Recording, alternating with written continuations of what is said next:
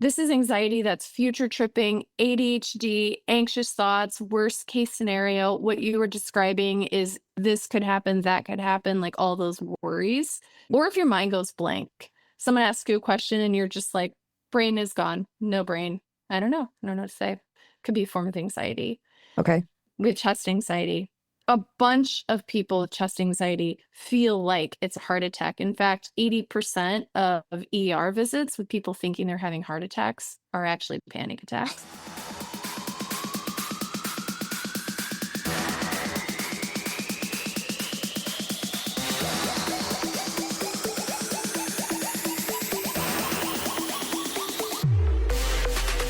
Welcome to the Bomb Life Podcast, where fitness, mindset, and real talk collide. This isn't just about workouts. It's about transforming your body, mind, and life. Get ready for unfiltered conversations, expert advice, and the motivation you need to level up in every way.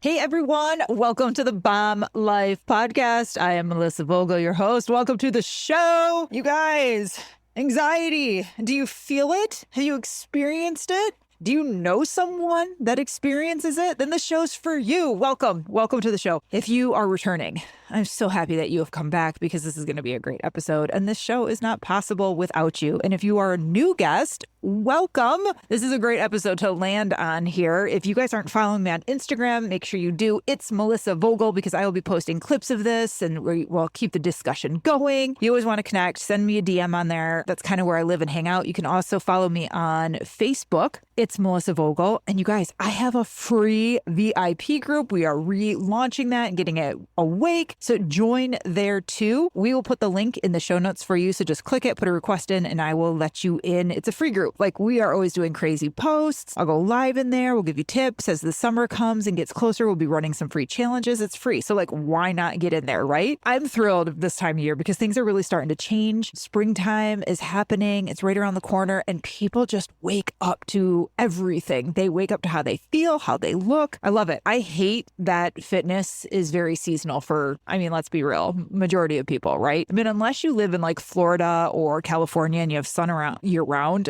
we are a little bit more aware of it, but we still have, our cold months and stuff like that. But it really is globally not globally, in the United States. It is the time of year here where we wake up and we're like, okay, you know what? It's time. I have got to get things changed before summer hits. And that could mean with their body. It could mean physically. It could mean with prescriptions and just, overall just making wiser choices with everything. And we're like, it's going to be here before I know it. I need to get my butt in gear. And I love that. I really do appreciate this time of year. And I'm going to be trying to pump out as many episodes as I can to support that. And today's episode is more about mental health. We're talking about anxiety. Yeah. And like being in a state of panic. And what's the difference? Our guest today is phenomenal. I love her. She was great. We're going to have her back because we didn't even get to cover, I think, half of our discussions topics that I had set out. And you have to get her book. It is so good. We have Dr. Nicole Cain on, and she is empowering audiences to heal and thrive. She is a captivating speaker with a passion for integrative mental health. Her unique blend of clinical experience that spans over a decade and engaging communication styles allows her to translate complex science into practical tools for lasting well-being. She's a clinical psychologist, integrative medicine. She's a podcaster and an author. Check out her book, Panic Proof. She is a leading expert in trauma-informed and integrative approaches for mental and emotional wellness. And she has a degree in clinical psychology, trained in EMDR,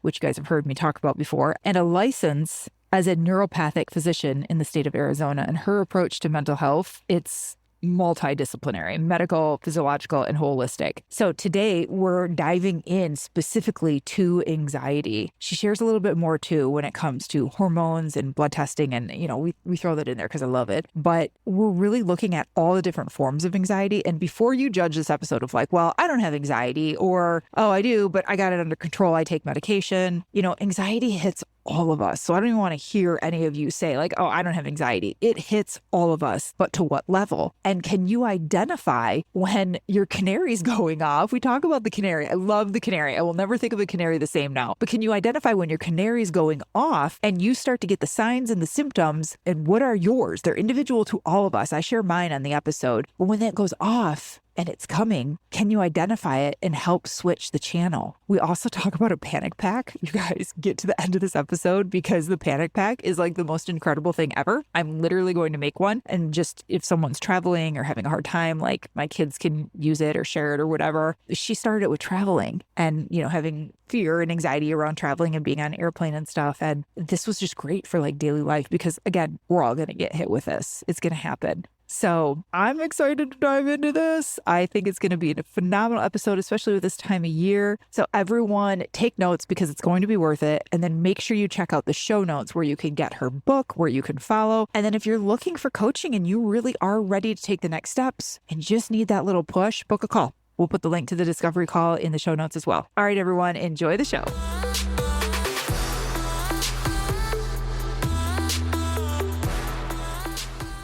Hey everyone, welcome to the Bomb Life podcast. Today we have Dr. Nicole Cain on the show. Dr. Nicole, welcome. I'm so excited that you're here.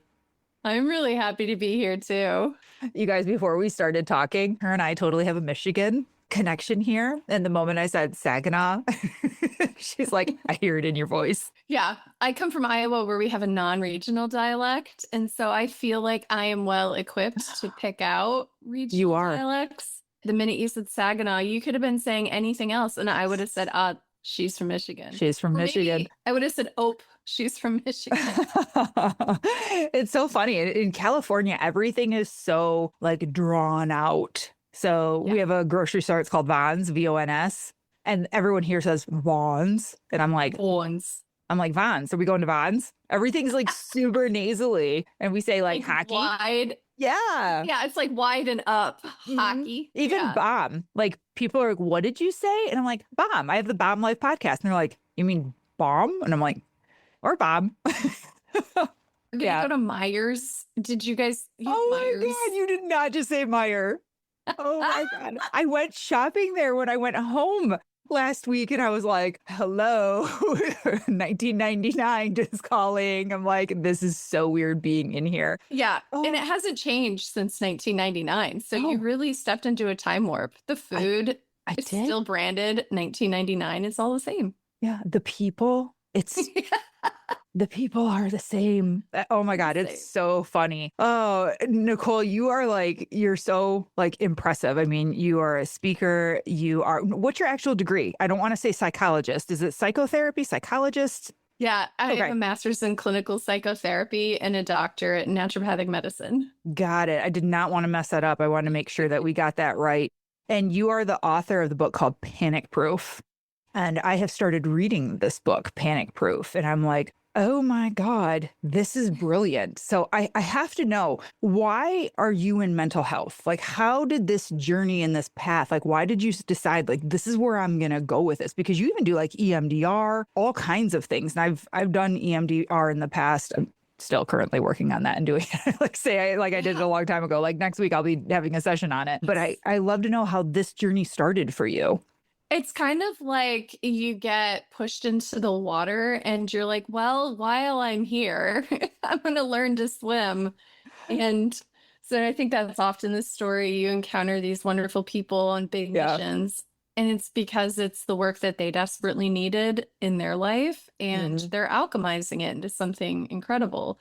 And that's where I came from. I grew up, we're talking about our mutual knowledge of Michigan life. I grew up in a very Dutch heavy family culture, which in Michigan, they say, if you ain't Dutch, you ain't much. And so I grew up in that family culture in Iowa, and very authoritarian father who is a Marine.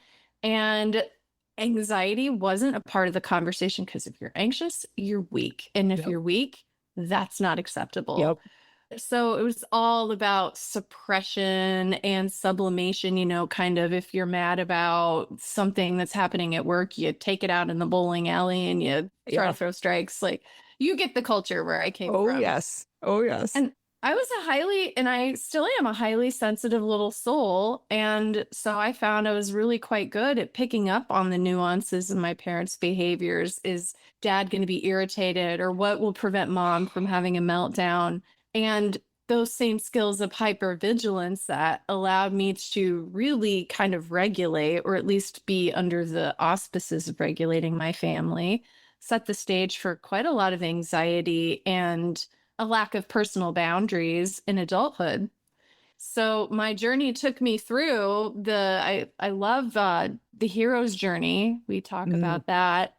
Kind of took me through my hero's journey through realizing that the way that I felt wasn't normal and okay for yeah. a healthy, well-adjusted little girl, to growing the dark circle of hell, learning something, and then bringing a gift to the world, which is the book Panic Proof, and Right. getting to talk to amazing, amazing people like you. Oh my God, your page on like Instagram and stuff is just filled with so many people that you have talked to, podcasts you've been on, conversations you've had. Like, I love how much you're getting the word out about this and about anxiety. Like, what is panic? What's the difference? Like, it's so good. I have to ask, like, I've heard the correlation between like trauma and growing up in a very anxious environment and being a child that has to like pick up on the little things you learn how to do that. And then you're trying to regulate other people's emotions. I feel you. Yeah. Did you have or show any signs of like ADD and ADHD and see a connection with that too?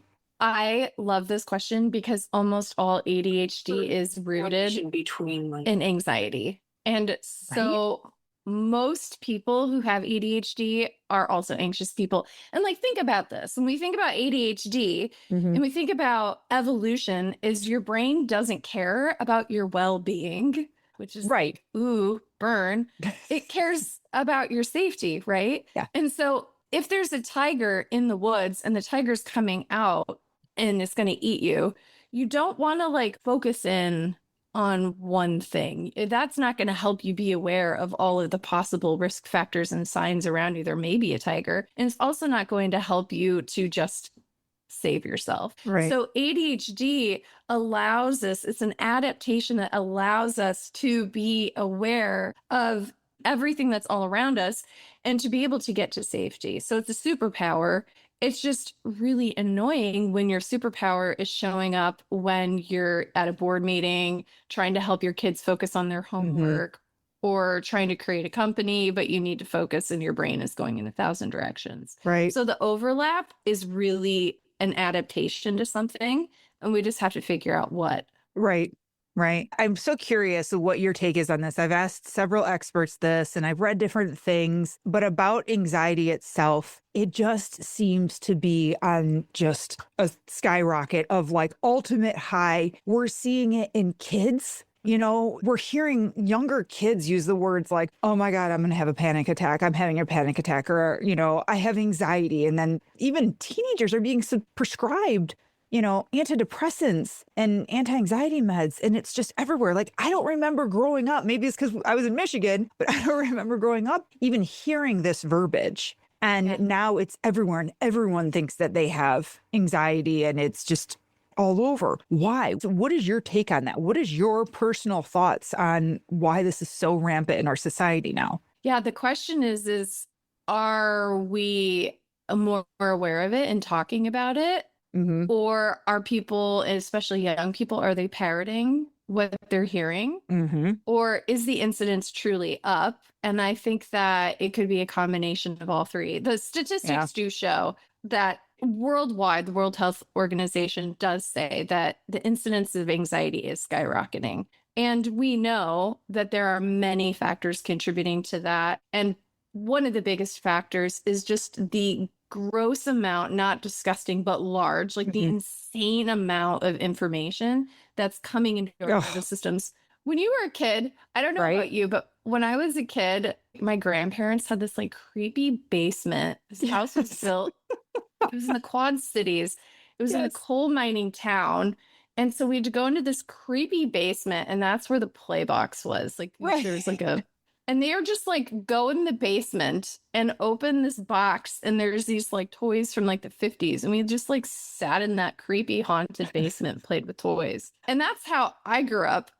And then we have kids now is they get devices, screens. It's really fast. It's really bright. It's really colorful. Yeah. We're adapting. We're neuro adapting to all this stimuli, all the stimulation, and it changes our brain architecture. It changes our hormones, our immune systems, which could also be a part of why the incidence of anxiety is higher. So that by and large is like the hugest factor. It makes me laugh so hard that you talk about the creepy basement. I swear to God, that's like everyone in the Midwest. And it was like, go play down there.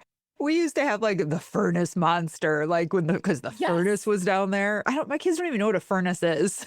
They don't even know what a furnace monster is. And that basement, by the way, this is a very important part of this podcast episode, but that basement had a coal shaft. There was like a separate room that had coal shafts and a solitary toilet. I'm like, why is there a toilet down? What is the story? Yes. My God. It creates anxiety. I'm like, I know. Like I have anxiety talking about this now. That's so funny. That's hilarious. Okay. So let's focus on like the adults right now, because I'm sure there are people listening right now and they're like, okay, I have anxiety. I know this is real for me, but I'm not even sure how to define it. I also feel like I have panic attacks at times. And my chest gets heavy, or I feel like I'm on the verge of a panic attack. What is the difference? What's the difference between anxiety and pure like panic or a panic attack, in real life terms? Yeah. One of the biggest myths about anxiety is that you don't have anxiety. The second biggest myth about anxiety is that it sucks and you have to suffer through it and you can't get better. In fact, if you just Google it, if those people who are like fact checking during this conversation, if you just Google like, what is anxiety? Can I heal from it? You'll get answers from leading industries that are like, nope, it's just part of the human condition. You can't get over it. But the research doesn't actually agree with that conclusion at all. That's very antiquated opinions. And the science shows that the first step is to figure out what is anxiety and what is it not. And so I love that we're beginning with this question. So there's 3 things that I would say we need to compare. One is fear. We then have anxiety, and then we have panic. And so if we start with fear, fear is a biological, natural human response in the context of danger. Tiger comes in the woods. You feel, oh shit, this fear, and you run away. Hopefully you get away from the tiger, right? That's fear. Your heart is pounding, your breathing is faster, your body temperature rises. Maybe you sweat, maybe you lose feeling in your face, maybe you wet your pants, depending on how afraid you are. The body goes into an involuntary response. It's driven by increases in adrenaline, increases in cortisol. All these chemicals that help you be activated are released. This is fear. Anxiety is the same biological response in the absence of the tiger, in the absence of danger. So you're driving down the interstate and you're freaking out and you're gripping the steering wheel and you feel like someone's going to hit you. Maybe they will if you're driving in Phoenix, and you're panicking, right? Or you're going to do a presentation. You're like, you've been picked for a presentation. It's time to go. Or you get an email and you get that like drop in your gut. Like you and I were talking about that with like Zoom changing all its features. And you and I were like, oh my God, anxiety, right? Okay, so anxiety versus panic, what's the difference? We want to look at it on a spectrum, on a continuum. The DSM, which is the book that psychiatrists, the American Psychiatric Association, uses to diagnose, it's very general. It'll say, do you have big feelings of anxiety out of the blue? Okay, you have panic attacks, panic disorder. If you're just kind of anxious all the time, it's generalized anxiety disorder. But that is so non-specific, and general understanding will get you general results. And so research shows that it exists more in a continuum. Think about it like a stoplight. Green light, yellow light, red light. Green light is when you feel calm, connected, you're in your body. Polyvagal theory talks about this as your ventral vagal. You feel grounded, relaxed. And then as stress mounts, you'll notice the body starting to respond to that. It could be good stress, like I'm getting ready to run a race. It could be bad stress, like I am getting too many emails and I'm freaking out stress, right? Mm-hmm. There will be a moment when your canary goes off and says, we're not green anymore. We're getting a little stressed. I'm curious for you because I know what it is for me, what my canary is. Do you have an impression on what happens for you when you get from that, like, I'm cool as a cucumber to, ooh, now I'm noticing we're getting stressed? Oh, I sweat, but not like sweat. It's just like Yeah. tingles of sweat. Like my cheeks get hot. And then like maybe like my upper lip, I can tell like my upper lip gets a little sweaty. That is like Yeah. indicator right there. That's your canary. So, and if you can catch this canary, if you can catch the initial signs that your body's whispering to you and take care of whatever that causal factor is, then you won't go into anxiety and panic because you're at your canary. You're like getting a little stressed, tingling, kind of hot, top of my lip, my cheeks. Mm-hmm. If that isn't addressed, the body will start to speak a little louder. And what does that look like? When the body speaks a little louder, the symptoms will get bigger, it will accumulate. I've looked at, there are approximately 9 types of anxiety in the way that the body communicates, and we can get to that. Yeah. But what will happen is the body gets louder, you'll get more symptoms. So maybe instead of just a little bit of tingling, you're feeling like full on pins and needles and your heart starts pounding. So now you're getting nervous system symptoms, you're getting heart and chest symptoms, your thought anxiety is kicking in. So maybe you're future tripping or analyzing and your gut's churning. So every part of your body is jumping in. So the body was whispering and now it's yelling. Yeah. Until we get to the red light zone, which is panic. This is crisis. This is when we're like full on releasing all of the chemicals. This is full on panic. So with the spectrum, that can ebb and flow. And the treatments that work will depend on where you are in the spectrum and in what way the stress is showing up for you. Interesting. So you got my wheels spinning now. I'm like, interesting. Yeah, girl. Is there, and maybe I'm asking this too premature in an interview, but like, because I always try to play devil's advocate, and I'm sure there are people listening going, okay, yeah, I know that when the canary's going off, like they're thinking of what their canary is right now. And the first question that comes to my head as a listener is like, what can I do? What can I do to calm that canary down, or like identify this so I don't move into full-on panic or start really moving, just like I have anxiety about this, but into like full-blown anxiety, not quite panic, but you're like, someone's biting their nails, they're sweating, they can't sleep, you know, all this stuff is starting to happen. Is there ways to like bring it down? Yeah, there are. I would ask the listener. So I'm going to the devil's advocate, because this is fun. This is like the spicy stuff of life. Instead of just giving you a straight answer, we're just going to go for it. So I would ask the person, is what's wrong with having panic? Like if it gets bigger, what's going to happen? Why do we need to stop it? Probably because they'd fear a sense of maybe like loss of control. Like, well, then like I have no control over anything, you know, myself, this will fall apart. If I'm in panic mode, then I can't go pick up my kid. I don't know. Like, I'm trying to think of like, what does that mean for me? Like, what if I do go that into panic, you know? And I think that would be my concern, is that like, I'm going to lose my shit and I'm not going to be able to bring myself back together. So we'll go with that just for like, if you're open to it, because this I think this is like the juicy bits. Guinea pig all day. Yeah. Okay. So if you lose control, so it's like one of the worst things. So like if my canary's chirping and if I'm not able to stop this, and if it gets bigger and bigger and bigger, I'm going to lose my shit. I'm going to lose control. So then if you lose control, then there's this domino of things that could happen as a result of losing your control, right? Yep. So that losing of control, if you think about the way that that would show up, is what does losing your control look like? Probably a lot of tears, lots of crying, not being able to make decisions, inability to not even decide and know what to do next and like stay on course. I think also too, just looking bad and looking stupid in front of others. what is everyone else going to think, if I actually do go into a panic mode and things are flying out of my mouth? Like, I'm going to look so dumb. Yeah. So there's this shame that comes with Yes. losing control. So not only are we getting stressed, but we feel like all this emotions coming out. Yep. We're afraid of losing control, and we're afraid of being seen losing Yes. control, and then the shame, right? Yep. So people will have the warning signs of panic. They'll get like, oh my God, it's happening. Oh my God, what if I lose control? Mm-hmm. And we start to experience fear of the fear, right? Yes. And the fear of the fear.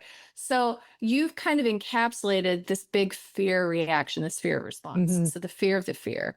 So what if we look at that fear, that big panic response, and if you ask that panic response, and it might depend on the scenario, but if there's one that comes to mind, or you can make something up just for the sake of this conversation, is if we ask that fear response, what are you trying to tell me?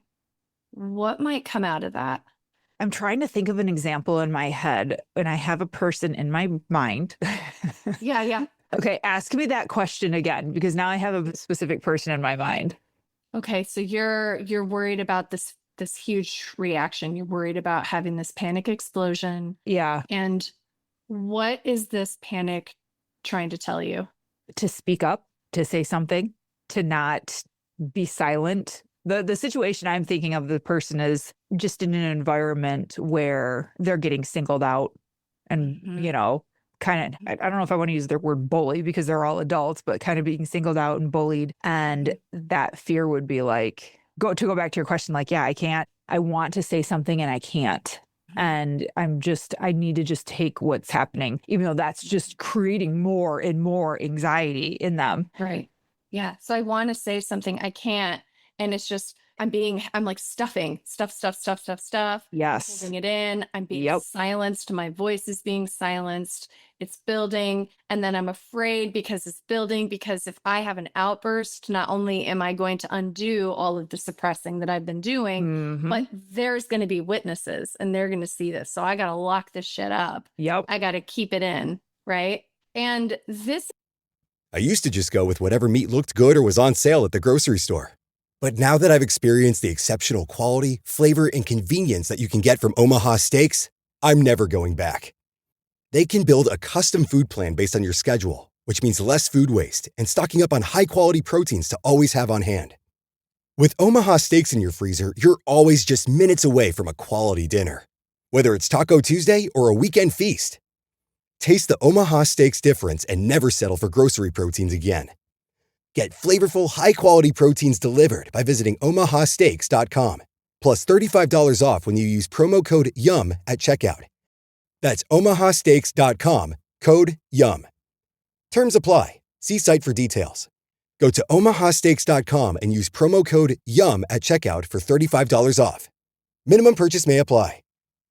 At Great Wolf Lodge, there's adventure for the whole family. You and your pack can splash away in the indoor water park where it's always 84 degrees. There's a massive wave pool, a lazy river, and tons of water slides for your pack to enjoy together. And the fun doesn't stop there. Get ready to explore and play at adventure-packed attractions from Magi Quest, a live-action game that takes place throughout the lodge, to the Northern Lights Arcade. There's also a bunch of great dining options and complimentary daily events like nightly dance parties, all under one roof. And the best part? With 22 lodges across the country, you're always only a short drive away from adventure. So bring your pack together at a lodge near you. Book your stay today at greatwolf.com and strengthen the pack.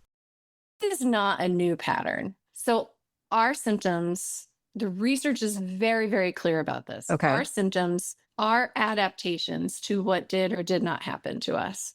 So you're thinking about a current situation, you're thinking about the activating event, which is you're with this person and there's some, I would say bullying, even in adulthood. Yeah.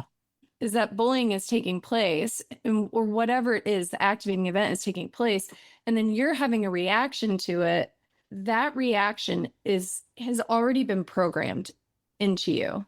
Yeah. So if we look at that and we look at that feeling, and I always kind of close my eyes to create a little space to go inward. So I look at that feeling, I look at that feeling of being bullied, that experience of silencing myself, of not being able to speak my truth, because if I do speak my truth, bad things will happen. So if we notice that and we go down the timeline and we imagine going down to the past, when is the first time you ever remember feeling that way? Yeah. And that's where it comes from. And so we could totally explore this. We could totally spend time doing this. But for those who are listening, is allow your current experience to inform you about what your reaction is an adaptation to, because it's trying to protect you. Right. It's trying to keep you safe. And perhaps if someone's bullying you, you'd rather give no Fs and just be like, wow, you're kind of a bully. I'm going to do my own thing. But instead, you're getting activated, you're getting autonomic arousal, and you're suppressing and you're silencing yourself, and you're getting fear of the fear, and your nervous system is responding in turn. And then you're asking, Dr. Cain, what can I do to stop anxiety and panic? And I would argue we can totally stop anxiety and panic. But what's even more powerful is allowing the anxiety and panic to inform you about what happened or didn't happen in the past. Right? Amen. So that's where the magic is. That's where panic freedom actually comes from versus panic palliation. I saw that word somewhere. I think it was in your book, the panic freedom. And I'm like, wow, what a beautiful way to describe that. And like being free from that, and that it is possible for people. Yes. Yeah. You have to do the hard work. So it depends on, do you want to do that in real time? Do you want to be like, I'm sorry, bully, I need to do my inner child work right now? Like, we don't all have the time for that, but being intentional about our activating events. So let's say that you're in a real time incident. Maybe it's somebody who's like at your gym or at work or a colleague or even a partner, and your canary's coming up and you're like, oh, I need to suppress. I can't say the thing. I can't do it right now. But I can set it aside and I can work on it later. That might be the more important thing, is to promise yourself that you're going to come back and work on it later. Right. Right. And I think that's the time too, because I'm so big on like journaling or even like using technology and using our phone, but to like write it down, like open your notes or text it to yourself, because life is so busy. Like we'll forget. Like, seriously, you'll forget that you were even in the gym and that canary was going off, and like really identifying it and be like, okay, I'll come back to that later. No, you won't. You have to routine it. It can't be something that you think about like, oh, I'm going to do this. It has to be like I've designated. Just like when I do my schedule, like you and I sent like a Zoom meeting schedule. Right. So that when you and I started our days today, we're like, who are we going to talk to today? Oh, cool. I get to talk to Melissa. Oh, cool. We're going to do a podcast. We have this is scheduled in. It takes away that like background. You go to your gym, like people who need that accountability, they have ADHD, their lives are way too busy. They need to go to a scheduled class, and that class needs to be at the same time every week. We have to schedule this in. Is to maybe make a note like, oh, dang, my canary was chirping today. I'm going to note that down so that during my scheduled time. Yes. And we call this our nervous system reprogramming time, or my panic freedom time, or I don't want to live old programs that I inherited. So I'm doing an audit. This is my brain audit. Whatever you want to call it, is schedule that in and then look at your phone and be like, okay, where were my canaries? What are we going to work on today? And I think that is where you're going to actually get panic freedom, as opposed to like, girl, I got palliative strategies and they have a time and place, but also do the reprogramming work. Yeah. Hey, Bomb Life fam, I have a question for you. Are you the kind of person who crushes it at work, shows up for your family, checks off every to-do list, but when it comes to your fitness, your energy, and your confidence, it feels like something's missing? You might be doing the workouts, listening to all the right podcasts. I mean, you are listening to this one. But deep down, you know you're just kind of going through the motions and you're done playing small in this area of life. That's exactly why I created Fit Mind Coaching, my private one-on-one program for high-achieving women and men who are ready to level up. This isn't just another fitness plan. This is about building the body and the mindset to match the life you're working so damn hard for. Because success in business means nothing if you're hiding in hoodies, avoiding mirrors, or dragging through your day with zero energy, or showing up on Zoom meetings feeling good from the chest up, but praying no one ever sees what's going on below the screen. We're talking about fat loss, muscle building, and real confidence that bleeds into every area of your life, your boardroom, your bedroom, and your parenting. You want it all? Good. You should have it all. Let's go. Click the link in the show notes and book your free call with me today. Let's build the strongest, most confident version of you inside and out. You're ready for more, and I'm ready to show you how. Back to the show. Oh my God, I love this so much. You have to come up with a post with like a canary on it or something, or maybe you already have one. But it's like, I'm like connecting to this canary so much. And I never thought of like, me sweating or getting like tingles under my armpits. It's like my canary going off. But I think I've kind of been doing this because, you know, I've talked about this before on the podcast. I haven't fully shared my whole story, but I was in a terrible relationship. Domestic violence was involved. And then I took no more partners, finding myself. And I've really been healing and on my own journey and letting go of shame and guilt with that. And it's so funny because now I'm in like the most beautiful, safe, calm relationship. And I have to learn calm and peace. And my canary doesn't go off with him because of anything he does. It goes off because of my own stuff. And I've had to, I guess I've been doing this already, but like when, I don't know, like this isn't a real example, but like if you didn't call me and then I'm getting like anxious, like, oh my God, where is he? Like, what's going on? What did I do wrong? I would have to write that down and then take it with me to my next therapy session. Because otherwise I'd sit there and be like, I don't know, things are great because today was a great day. So yeah, things are fine. But 2 days ago, I was internally freaking out because my phone didn't ring or something stupid, you know? And that has really, really helped to not sweep things under the rug, to really face things and have to learn what set me off and then why. Yes. Not again because what he did, but because what I'm going through and like what my past was. And like, you know, when did that start?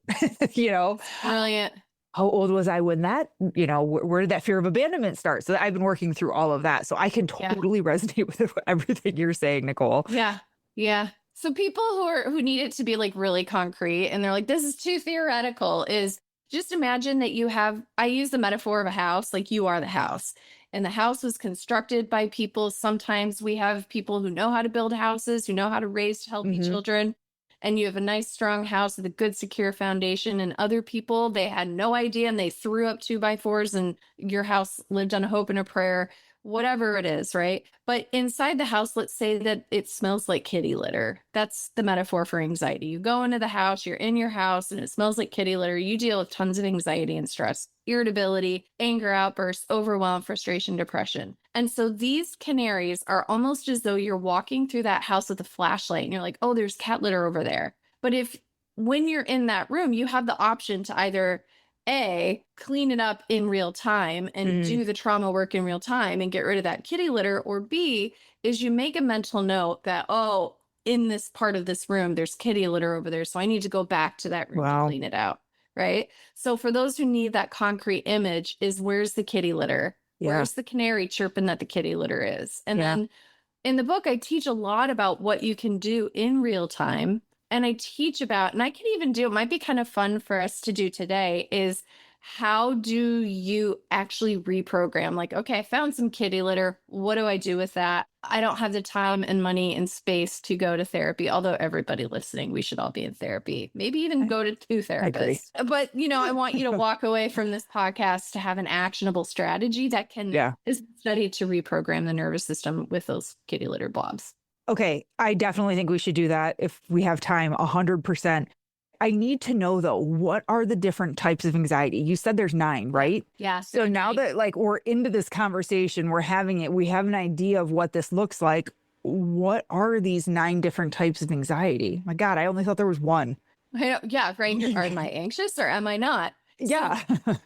If we do a big lit review, or if you put on your researcher hat and you go downtown, you go downtown LA, you go downtown Manhattan, you go to downtown Grand Rapids, wherever you are, and you ask people, what is it like for you when you feel activated and stressed? You're going to get a lot of different answers. It's because our body isn't siloed into systems. Your gut isn't independent of your hormones, and your hormones aren't independent of your nervous system.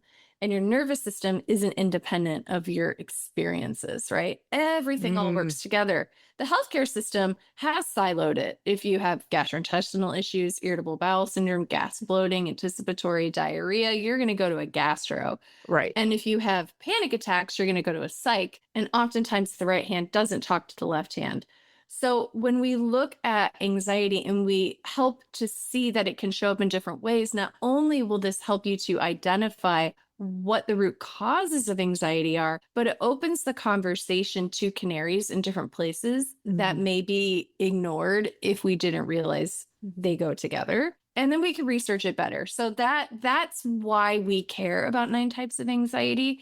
And the next part is, what are the 9 types? And so for those that are listening, there's a free quiz in the book, and it's also on my website at drnicolecain.com. So you could totally go and take the free quiz and figure out what they are for you. One disclaimer is that you'll start with the canary, which is a type. You'll get that, like you, Melissa, talked about, like sweating and tingling. This is nervous system anxiety. That's your canary. That's your first type of anxiety. But a really important thing to keep in mind is as the body amplifies the signals from whispers to shouts, it's going to recruit from all the types of anxiety. So in a panic attack, you may feel symptoms from head to toe. It's important to pay attention to what is the sequence of order and what's the main thing. So number 1 type is thought anxiety. This is anxiety that's future tripping, ADHD, anxious thoughts, worst case scenario. What you were describing is this could happen, that could happen, like all those worries. Or if your mind goes blank, someone asks you a question and you're just like, brain is gone, no brain. I don't know what to say. Could be a form of anxiety. With chest anxiety, a bunch of people with chest anxiety feel like it's a heart attack. In fact, 80% of ER visits with people thinking they're having heart attacks are actually panic attacks. That's a lot. It's a lot. That's a high number. So of course, like, go see a cardiologist, make sure your heart is healthy, but it's very possible it could be panic and anxiety. The next type is gut anxiety. We've kind of talked about that a little bit. We know that the gut-brain axis has a lot to say with our mental health. There's nervous system anxiety, which we touched on. So this is your muscles, this is headaches, this is sweat, this is tingling. And then we have endocrine anxiety. I cannot tell you, Melissa, how many people, especially around andropause and menopause. By the way, men have a menopause. Yes, they do.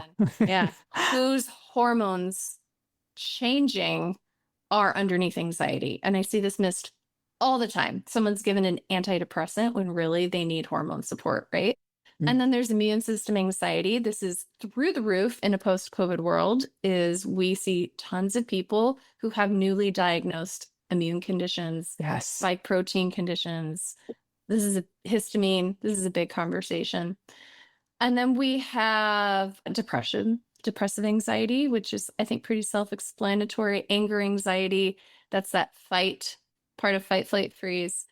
And then there's trauma anxiety. And really, trauma is the umbrella under which everything lives. But I parsed it out because if your anxiety happened and the trigger is the main thing, like I got in a car accident and now I'm afraid to get behind the wheel, then you do the trauma treatment first. We can do all the other things. Main thing is the trauma. Got it. Yes. Is that, I think that's all of them. I think that was 9. Yeah, that was fast. Interesting, because there's some of them, I know it's like, damn, you're good, girl. But there's some of them that I was like, I couldn't relate to. I don't think I might have experienced it out of all 9. But then there were several of them I was like, oh yeah, I know that one. I know that one well. And I never thought of them as different forms of anxiety that can impact me different. But like you said, but then it gives you a path. Like, how do you handle this? What way do you take it? And man, the hormone one too. Oh, I can't even tell you how many women I talk to that this is missed. That age range between like 45 and like 57 or something, that women are just like, I'm anxious, whatever. They go to the doctor and they come home with a prescription. Totally. Like, did anyone check her progesterone? Like, hello, is this thing on? And they're being told no. Or get this. So let's say, so for those who are listening, and if you resonate with this, just like raise your hand. You may be driving in the car listening. Just raise it. Just raise your hand if this is you. Let's say that your lived experience is that when you hit perimenopause, all shit went down. Your sleep got worse, your irritability got worse, your sensitivity got worse. You felt less connected to other people. You felt like more isolated and alone. So you went to the doctor and your doctor ran a blood test and, oh, you're normal. Your levels are fine. Your estrogen, progesterone are dropping, but really you're fine. So why is that? So when we have a lived experience and then we get a blood test that contradicts our lived experience, what do you do with that? We have to ask why. There's always a reason because your body's not out to get you and you're not at war with your body. It's trying to talk to you. We're just asking the wrong questions. So here's a little hack. I know this is a little bit off of like the main juiciness of this podcast. Give it to us though. Here's a little hack is that and oftentimes we have been exposed to higher levels of heavy metals like arsenic, lead, cadmium, things like that, which are abundant in our environment. They look like minerals, magnesium, iron, right? They look like zinc. They look like these minerals that we need for hormone pathways, all sorts of pathways in our bodies to work. And if we are drinking filtered water that have those minerals depleted and we're exposed to all the heavy metals, those heavy metals can insert themselves in the pathways and the hormone levels are normal, but the pathways are broken. They don't work. And so you feel like garbage and you feel anxious, but your labs, I'm doing air quotes for those who are listening, your labs are fine. So the kind of TLDR, the too long didn't read for endocrine anxiety is you really want to, in addition to looking at your hormones, is look at the functional tests too. Yeah. And see what's going on with environmental toxicities. Look at mycotoxins or mold. Look at solvents. Do you get your hair dyed? Do you get your nails done? Are you genetically predisposed to being a poor detoxifier? All of those could be potential root causes of panic and anxiety that worsens with perimenopause. Oh my God. No, I'm so glad you added that in and said that because we have many people that are listening that are going, oh my God, that's me. Like, yeah, holy shit. Like I need to like look into this. And so I'm really, really glad that you added that in. Okay. Before we end, we have to talk about the panic pack. You're so freaking cute. Like this panic pack. I was reading about it and I'm like, does she mean a pack? Like a pack? Am I reading this right? Like a backpack? And I think that's so cool, like how you can create this and how you can have it to have your own back to support it. Now, do you still need to do the work? Yes. Do you still need to find the root cause and all of that? Absolutely. But I don't want to call them hacks, but they're just little things that can support you. Yeah. I love this because before we hit go on the record, we were talking about how you and I both individually like to refer to backpacks with rocks. I'm like, how niche is that? Oh my God, what if we talk about the same thing? I don't even know where this started from for me. And yeah, I don't even remember. I don't know, like my oldest loved Dora back in the day. And you remember she had backpack?